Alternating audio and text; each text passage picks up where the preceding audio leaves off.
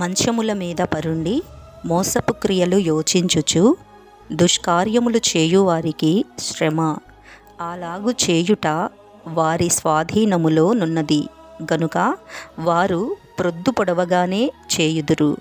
వారు భూములు ఆశించి పట్టుకొందురు, ఇండ్లు ఆశించి ఆక్రమించుకొందురు.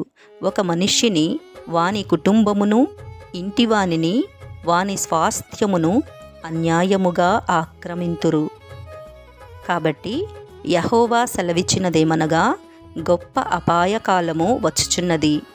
దాని క్రింద నుండి తమ మెడలను తప్పించుకొనలేకుండునంతగాను, గర్వముగా నడువలేకుండునంతగాను ఈ వంశమునకు కీడు చేయనుద్దేశించుచున్నాను.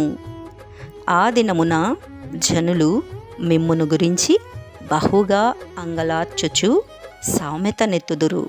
వారు చెప్పు సామెత ఏదనగా, మనము బొత్తిగా చెడిపోయి యున్నామనియు, ఆయన నా జనుల స్వాస్థ్యమును అన్యులకిచ్చియున్నాడనియు, మన యొద్ద నుండకుండా ఆయన దానిని తీసివేసెనే యనియు, మన భూములను తిరుగబడిన వారికి ఆయన విభజించియున్నాడనియు ఇజ్రాయేలీయులు అనుకొనున్నట్లు జనులు చెప్పుకొందురు.